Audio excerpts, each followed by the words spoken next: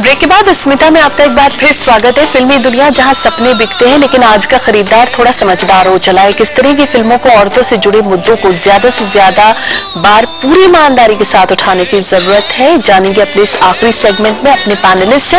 लेकिन उससे पहले हमारे साथ कुछ और सवाल है, आइए उन्हें भी ले लेते हैं। पूछिए आप अपना सवाल। मैं ये जानना चाहूंगी, आपने बोला था कि जो समाज में है ऑलरेडी वही फिल्म्स में दिखाया जाता है, उसका इफेक्ट समाज पर नहीं होता है।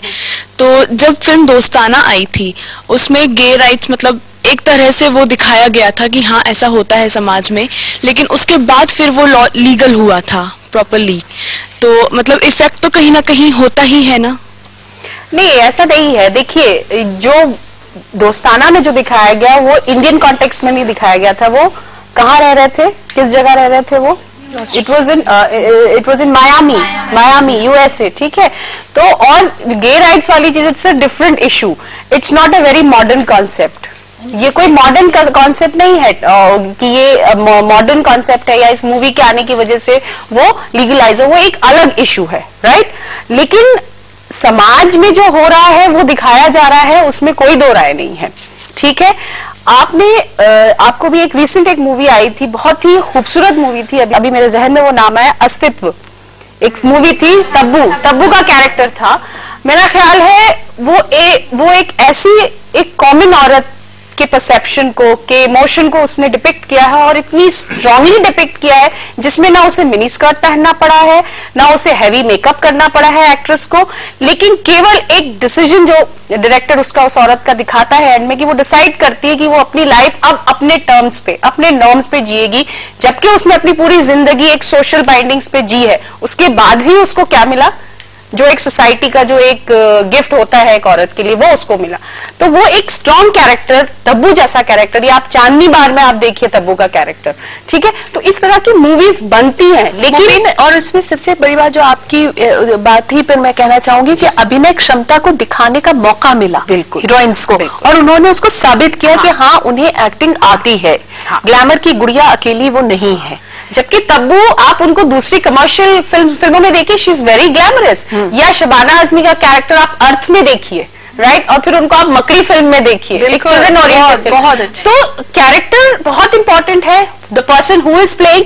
और वाटर और फायर जैसी फिल्में ऐसे ट्रुथ सामने लाती हैं जो हम सुनना नहीं चाहते। ऐसे ट्रुथ एग्जिस्ट करते हैं, ऐसी बात नहीं है कि इस तरह के सोशल इविल्स हमारे समाज में एग्जिस्ट नहीं करते। इसीलिए जब इस तरह की फिल्में आती हैं तो ऑपोजिशन होता है कुछ एक ग्रुप की तरफ से कि इस तरह की चीजें ना दिखाई जाए। वो रिजल्ट है हमारे समाज में एक पर्टिकुलर सोच जो हमेशा से हावी है, उससे हटके अब फिल्में बननी शुरू हुई है, और उसके भी ऑडियंस हैं।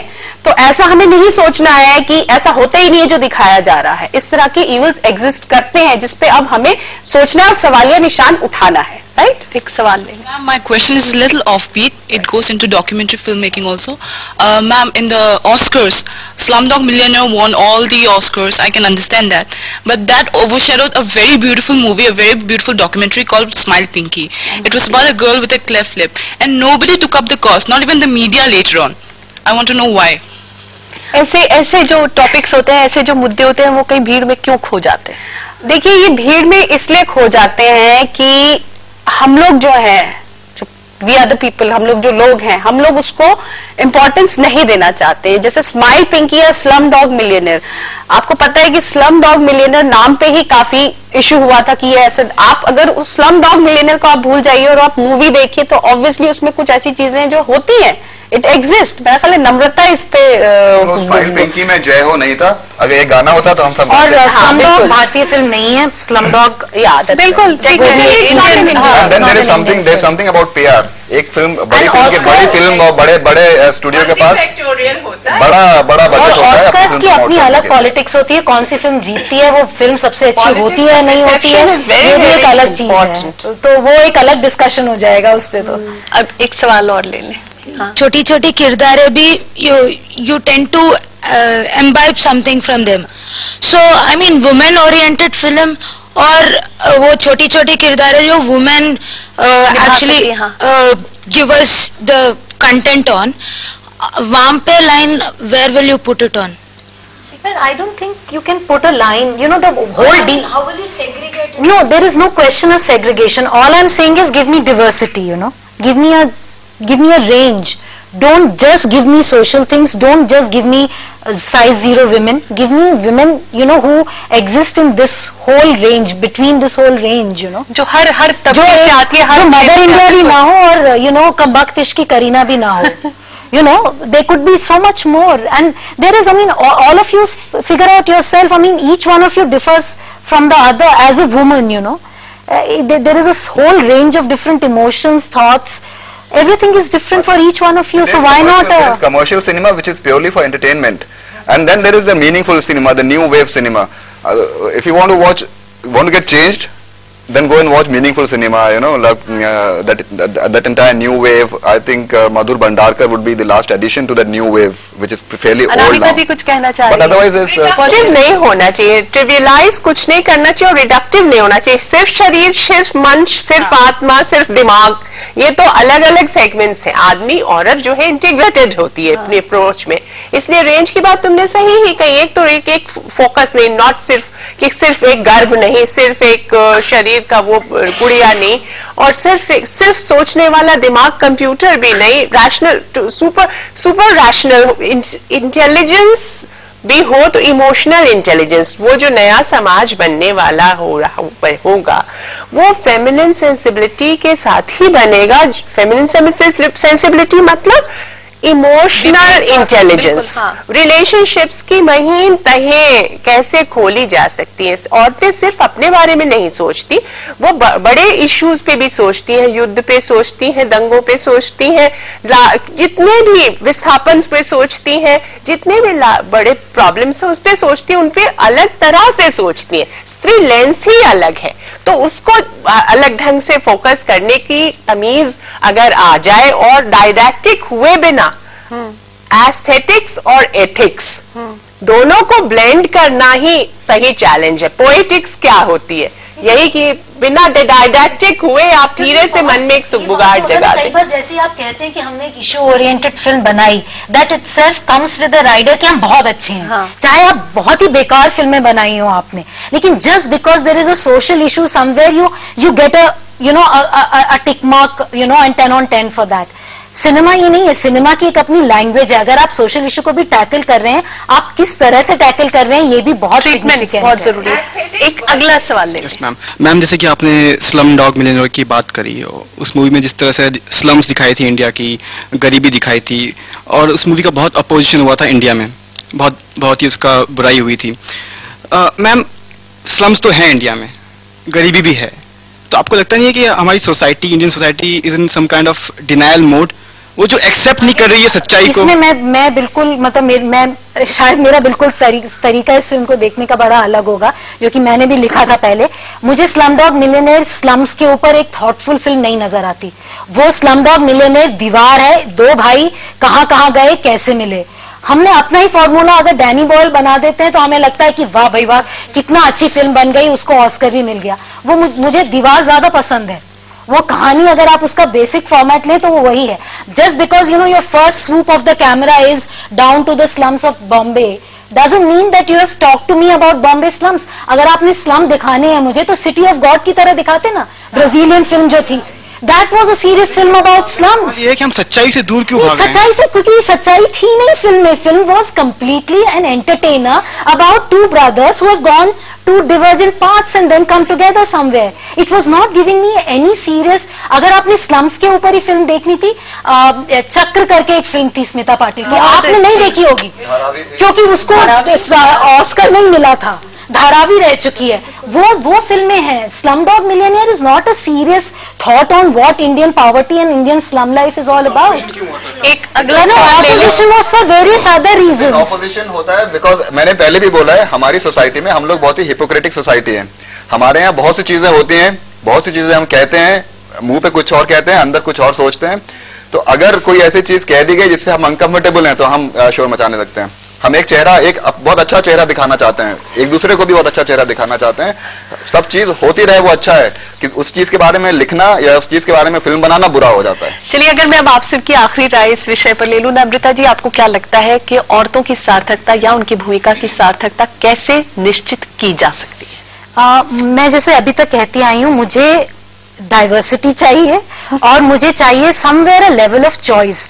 जो वुमेन जो कैरेक्टर्स हैं, अगर वो कहीं पर कुछ समझ दिखाई जाए उनकी, कुछ कंट्रोल, कुछ चॉइस अपनी जिंदगी के बारे में, तो मुझे वो कैरेक्टर ज्यादा सार्थक नजर आते हैं। आदिल साहब, आप क्या कहेंगे? बिल्कुल, किस तरह से एक औरत के किरदार को एक सशक्त किरदार की तरह सिनेमा के पर्दे पर लाने की जरूरत है? कौन से ऐसे मुद्दे खुद आपके नजदीक हैं जो आपको लगता है कि हाँ, इनको उठाने की जरूरत है? देखिए, एक औरत का पूरा चेंज हो गया है, उसका कैरेक्टर चेंज होता जा रहा है from the 40s to what we have today.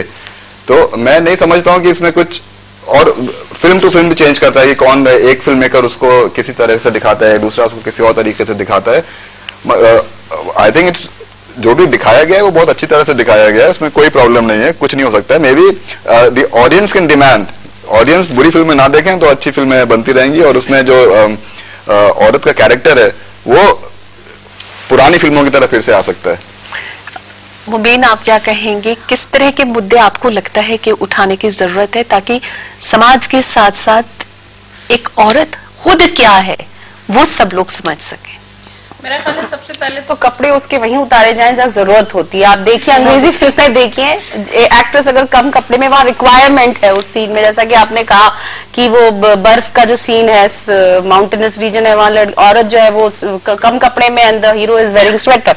तो मैं इसको क्या कहते हैं, आइडियलाइज करूंगी कि सेंसिबिलिटी यूज की जाए, जिसको कहते हैं सेंस यूज किया जाए, और जैसा कि अनामिका जी ने कहा कि एस्थेटिक्स लाया जाए, और रियलिटी दिखाना कोई गलत बात नहीं है, और मेरा ख्याल है जो सोशल इवल्स हैं उसको लाया जाए। आज मीडिया एक बहुत स्ट्रांग मीडियम है, फिल्म उससे भी ज्यादा स्ट्रांग मीडियम है, हमारे यंग जनरेशन तक फिल्म बहुत ही स्ट्रांग वे तक पहुंच रहा है। तो मेरा ख्याल है जो चेंज हमें समाज में लाना है, जो सोशल इवल के खिलाफ हमें आवाज उठानी है, स्पेशली वुमेन ओरिएंटेड, उसके लिए औरत को, इसमें मैं नम्रता जी की भी बात ऐड करूंगी कि उसको एक डिफरेंट वैरायटी में उसको दिखाया जाए। ये ना है कि बस उसको एक टिपिकल मोड में दिखाया जाए, उसको उस तरह से पेश किया जाए, केटर किया जाए जो हमारी ऑडियंस है, कि औरत की कॉम्प्लेक्स कैरेक्टर को, औरत की जो ब्यूटी है, एक मल्टीफेसेटेड पर्सनालिटी है, उसको दिखाते हुए उसकी जो प्रॉब्लम्स हैं उसको सॉल्व की जाए। अनामिका जी, आप क्या कहेंगी? काफी विमेन राइटर्स आ रही हैं, लेकिन कुछ ऐसे विषय जो आपके खुद के दिल के बहुत नजदीक हो, आप चाहती हो कि उन विषयों को लाया जाए? जिन लोगों का जीवन पटरी से उतर गया है, उन लोगों के जीवन के अनछुए एस्पेक्ट लाना। जैसे मुझे एक लगता है कि वेश्याओं के जो बच्चे हैं, उनके जीवन पर अगर अच्छी सेंसिटिव फिल्म बनाई जाए, या कॉल गर्ल्स के बाद की जनरेशन है, क्या उनके द्वंद्व होते हैं, कैसे क्या उनके भीतर चलता रहता है, उनके साइकोलॉजिकल वॉरफेयर को अगर अच्छे से फोकस किया जाए तो हमारे भीतर हमदर्दी का विकास होगा, और हम अपने एक मॉरल इंक्वायरी, किसी भी अच्छी फिल्म में, किसी भी अच्छे नॉवेल में एक नैतिक पहेली होती है, मतलब मॉरल इंक्वायरी से वो शुरू होती है। लेकिन जैसे कि है वो, अगर आप बहुत प्रेस्क्रिप्टिव हो जाएंगे तो उसका चार्म ही चला जाएगा। पोर्शा जी, आप क्या कहेंगी? कैसे? मैं ये कहना चाहती हूँ कि जैसे कि उन्होंने बताया कि जो फिल्म मीडिया है वो बहुत ही ज्यादा एक्सपेंसिव हो चुका है, और एक डायरेक्टर को अपना जो फिल्म है वो सुपरहिट बनाना पड़ता है, वो उसकी मजबूरी है। लेकिन इस एंटरटेनमेंट के साथ साथ जो औरतों का कैरेक्टर्स है उसको हाईलाइट किया जाए, यानी एक तरफ तो एंटरटेनमेंट हो और एक तरफ जो सामाजिक मुद्दा जहाँ औरतें जूझ रही है उसका एक सॉल्यूशन भी होना चाहिए। कहीं ना कहीं उसका निदान जरूरी है, उसका निदान जरूरी है, मतलब ये होना चाहिए, दोनों एंटरटेनमेंट प्लस जो है कैरेक्टर्स ऑफ द विमेन्स है उसको हाईलाइट करना चाहिए, स्ट्रॉन्ग पर्सनालिटीज। फिल्मी दुनिया में देविका रानी, नरगिस, मधुबाला, स्मिता पाटिल जैसी अभिनेत्रियों ने अभिनेताओं के मुकाबले अधिक पूर्णता का परिचय दिया। उनके अभिनय कौशल को राष्ट्रीय अंतर्राष्ट्रीय स्तर पर ख्याति मिली। 20वीं सदी के प्रारंभ में देविका रानी का फिल्मों में आना रूढ़िग्रस्त भारतीय समाज में एक क्रांतिकारी और तहलका मचा देने वाला कदम था। फिल्मों में महिलाओं ने न सिर्फ अपनी अभिनय क्षमता बल्कि निर्माता निर्देशक की हैसियत से अपनी पहचान बनाई, और अब विमेन राइटर्स ने भी अपनी उपस्थिति दर्ज करा दी है। ये सफर तरक्की और कामयाबी की बुलंदी तक तभी पहुंच पाएगा जब फिल्मी दुनिया से जुड़ी हर एक औरत से जुड़े मुद्दों को अपना मुद्दा समझ रुपहले पर्दे पर ले आएगी। वो किसी ने क्या खूब कहा है इस मौके के लिए कि तेरे चेहरे पे ये आंचल बहुत खूब है लेकिन, तेरे चेहरे पे ये आंचल बहुत खूब है लेकिन तू इस आंचल से एक परचम बना लेती तो अच्छा था। मैं अपने सभी पैनलिस्ट का बहुत बहुत शुक्रिया अदा करती हूँ कि वो यहाँ आए और इस मुद्दे पर चर्चा की। आप सबका बहुत बहुत शुक्रिया। मैं ऑडियंस का भी शुक्रिया अदा करती हूँ कि उन्होंने भारतीय सिनेमा पर इतने अच्छे अच्छे सवाल पूछे। आपका बहुत बहुत शुक्रिया। और आप भी अस्मिता में शामिल हो सकते हैं, कर सकते हैं हमें ईमेल। हमारा ईमेल आईडी है asmita.lstv@gmail.com। और इसी के साथ मैं समीना अस्मिता की पूरी टीम के साथ आपसे लेती हूँ इजाजत। फिर मिलेंगे एक और नए विषय के साथ, तब तक के लिए नमस्कार।